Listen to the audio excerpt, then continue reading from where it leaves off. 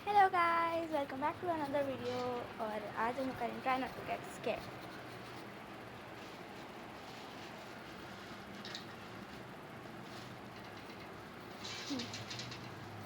कौन सा सब्सक्राइब करें और देखें हर मंडे एक हिला देने वाली horror story. Bell icon press करना ना भूलें। इसका मेमोरी ख़त्म ना हो इसकी।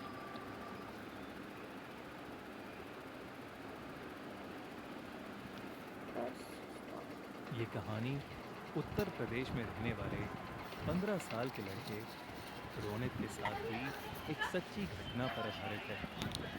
एक शाम रोनित अपनी ट्यूशन खत्म करके घर जाने के लिए बस स्टॉप पर बैठा बस का इंतजार कर रहा था।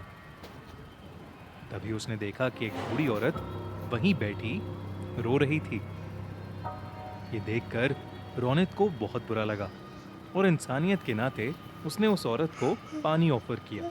उस औरत ने अचानक ही रोना बंद कर दिया और उसने रोनित की तरफ बहुत ही डरावने तरीके से देखा और उससे पूछने लगी, क्या तुम्हें पता है मेरा पति कहाँ है? पता है तो मुझे अभी बता दो, वरना तुम्हारे साथ अच्छा नहीं होगा। रोनित उसका ये सवाल सुनकर 2 कदम पीछे हट गया। उसे लगा कि वो औरत शायद पागल है, लेकिन वो औरत अपनी जगह से उठी और रोनित की तरफ बढ़ने लगी। रोनित ने तब देखा कि उस औरत के पैर उल्टे थे और वो जमीन से थोड़ा ऊपर हवा में थी। ये सब देखते ही रोनित बुरी तरह डर गया। उसके साथ ऐसा कुछ पहली बार हो रहा था। उसने अपनी पानी की बोतल वहीं छोड़ी और भागने लगा। भागते भागते वो सीधा अपने घर पहुंच गया। पूरी शाम रोनित यही सोचता रहा कि आखिर वो औरत थी कौन और उससे इस तरीके से बात क्यों कर रही थी, मगर उसे कुछ समझ नहीं आया। उसी रात करीब 2 बजे रोनित की नींद अचानक ही किसी के रोने की आवाज से खुल गई। वो जैसे ही उठ के बैठा उसके होश उड़ गए। वही बस स्टॉप वाली औरत रोनित के बिस्तर पर बैठी रो रही थी। उसके हाथ में वही पानी की बोतल थी जो रोनित बस स्टॉप पर छोड़ आया था, मगर उस बोतल में पानी नहीं बल्कि खून था। वो औरत एकदम से रोनित पर झपटी और उसका गला दबाने लगी। उसका चेहरा इतना डरावना था कि जैसे वो रोनित को वहीं खा जाएगी। वो बार बार यही कहती रही कि रोनित ने उसके पति को मारा है। रोनित डर के मारे जोर जोर से चिल्लाने लगा। तभी उसके मम्मी पापा भागकर कमरे में आ गए। उन्होंने जैसे ही लाइट ऑन की, वो औरत रोनित के ऊपर से गायब हो गई। बेचारा रोनित हक्का बक्का होकर रोते हुए अपने पेरेंट्स को सब कुछ बताने लगा, लेकिन उसके मम्मी पापा को लगा कि शायद उसने कोई बहुत बुरा सपना देखा है। आज तक रोनित समझ नहीं पाया है कि उसके साथ उस दिन आखिर क्या हुआ था और वो औरत कौन थी। लेकिन रोनित उस रात के बाद से कुछ महीनों तक बहुत सहमा सहमा रहने लगा। उसने अपनी ट्यूशन भी छोड़ दी और फिर कभी उस बस स्टॉप वाले रास्ते पर नहीं गया। आपको क्या? Huh? What's this? ये अच्छा Oh, that's a pickaxe. Start हो गया। ये उस समय की बात है जब मैं बहुत छोटा था और मेरा भाई रजत एक फुटबॉलर था। मेरा पूरा परिवार एक बार उसको खेलते देखने के लिए एक पार्क में गए।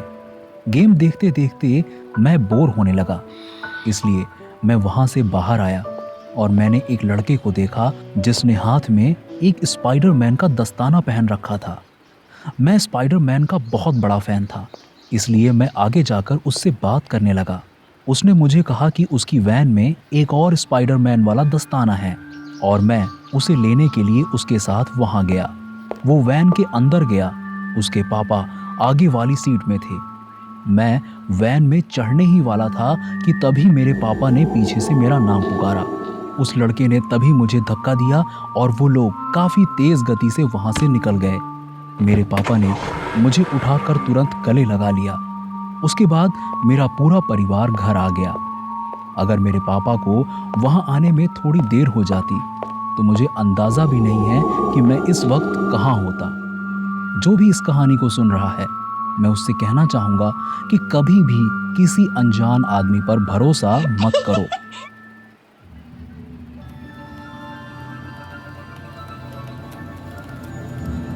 एक दिन मैं अपने स्कूल पार्टी से वापस आ रहा था। हम लोग थोड़ा नशे में थे। उस घर में एक की आँख खुली। वो कमरे में आकर मुझे सोते जाओ मेरी माँ देखकर अजीब चीज हुई। मैं चुप नहीं सकते। जब मैं सिर्फ 6 साल का था तब मेरे साथ एक अजीब चीज हुई। मैं स्कूल से घर वापस आया तो मैंने अपने सारे खिलौनों को बिखरे हुए देखा। जब मैं 40 साल का था, मेरा परिवार एक बड़े से घर में रहता था। उस घर में एक बड़ा सा तहखाना भी था, जहां हम कपड़े धोते थे। उस तहखाने में जाने के लिए एक लिफ्ट की ज़रूरत होती थी। एक दिन मैं और मेरे भाई माँ के साथ उस तहखाने में गए। मेरे दोनों भाई आपस में खेल रहे थे और तभी मैं घूमते हुए उस तहखाने में खाली जगह पर पहुंचा। मुझे वहां पर कुछ खूनी कदमों के निशान दिखे। वो बिल्कुल मेरे पैर जैसे थे। उन कदमों का पीछा किया तो वो तहखाने के अंदर जा रहे थे। वहां मैंने एक लड़का और एक लड़की को खड़े हुए देखा। वो दोनों हिल तक नहीं रहे थे। उन्हें देखकर मुझे काफी अजीब लग रहा था। मैंने अपने पीछे मुड़कर देखा तो वहां कोई नहीं था। वापस सामने देखने पर भी कोई नहीं था। वो गायब हो चुके थे। मैं काफी हैरान था कि वो उस दीवार के पार कैसे गए होंगे। उस दिन बाद जब मैं लिफ्ट में था, तब मुझे वो दोनों फिर से दिखे। मैंने उनसे बात करने की कोशिश की, लेकिन वो कुछ नहीं बोल रहे थे। मैंने ऊपर जाने के लिए जैसे ही बटन दबाए, वो वापस गायब हो चुके थे। मैं काफी हैरान था। इसलिए मैंने चौकीदार को सारी बात बताई। उसने मुझे बताया कि कुछ साल पहले यहाँ 2 बच्चे रहते थे और उनके माता पिता ने ही उनकी हत्या कर दी थी। अब वो दोनों भूत बनकर पूरी बिल्डिंग में घूमते रहते हैं। कुछ साल बाद हमने वो जगह छोड़ दी। मैं बहुत वीडियो गेम खेलती थी, सारा दिन सारी रात। और मेरी माँ को मेरा वीडियो गेम खेलना पसंद नहीं था। कभी कभी तो वो मेरा फ़ोन छीन कर छुपा देती थी। मुझे उस वक्त बहुत ख़राब लगता था और मैं बहुत बोर होती थी। कभी कभी मैं अपना फ़ोन ढूंढने की कोशिश करती, लेकिन वो मुझे कभी नहीं मिलता था। लेकिन मुझे वो कमरा पता था जिसमें वो मेरा फ़ोन छुपाती थी। उस कमरे में हमारे घर का सारा कबाड़ रखा हुआ था। एक दिन मुझे तरकीब सूझी और मैं माँ के फ़ोन लेने से पहले ही उस कमरे में एक कैमरा लगा के आ गई। इस तरह से इस बार मुझे फ़ोन आसानी से मिलता था। अगले दिन स्कूल से आकर मैंने अपनी माँ को तंग किया और मैंने उस कमरे में कैमरा लगा रखा था। इसलिए मुझे पता था कि माँ जहाँ पर भी फ़ोन छुपाएगी, मैं उस कैमरे में देखकर ही पता लगा लूँगी। जब मेरी माँ उस कमरे से बाहर आई तो मैं कमरे के अंदर गई और मैंने कैमरा निकाल लिया। मैंने उस वीडियो को देखना शुरू किया क्योंकि मुझे सिर्फ उसमें एक ही चीज़ देखने से मतलब था कि मेरा फ़ोन कहाँ रखा हुआ है।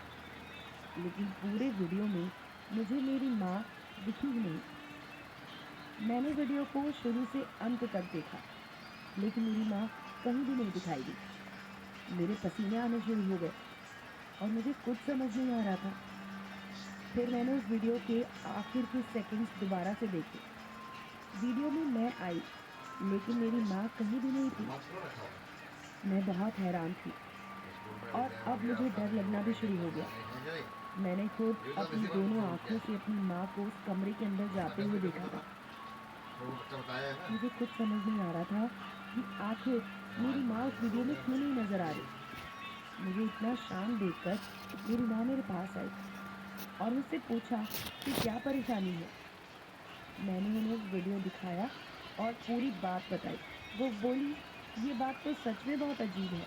मैंने अपनी माँ से पूछा कि क्या वो सच में उस कमरे के अंदर गई थी, और उन्होंने मुझे आश्वस्त करते हुए हाँ में जवाब दिया।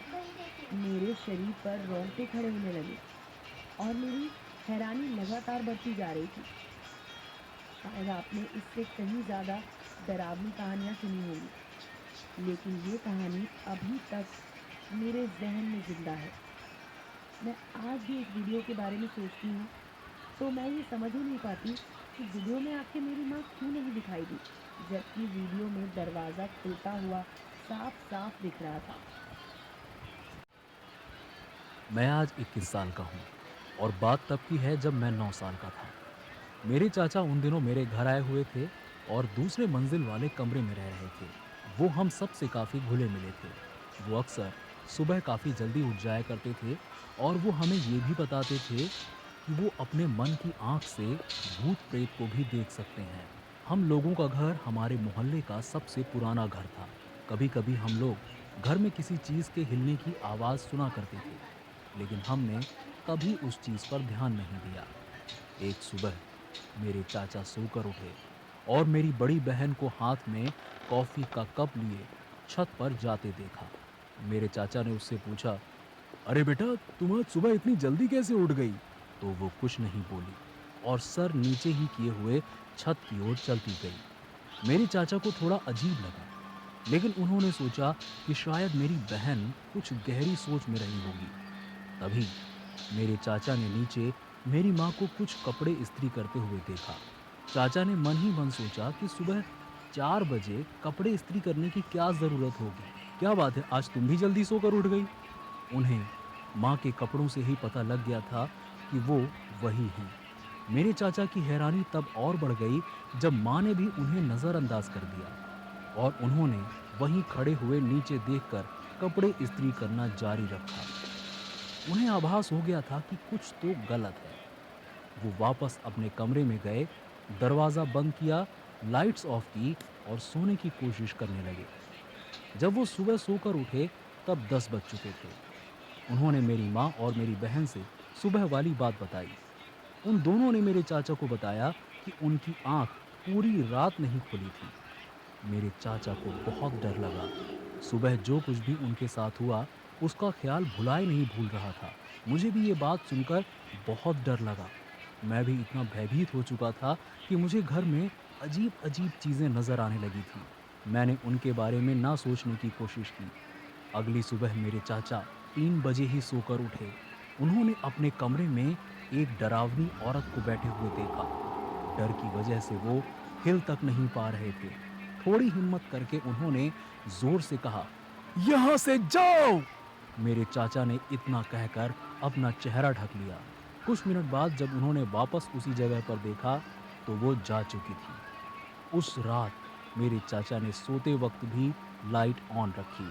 उस रात के बाद से मेरे चाचा को हमारे घर में कुछ अजीब नहीं दिखा।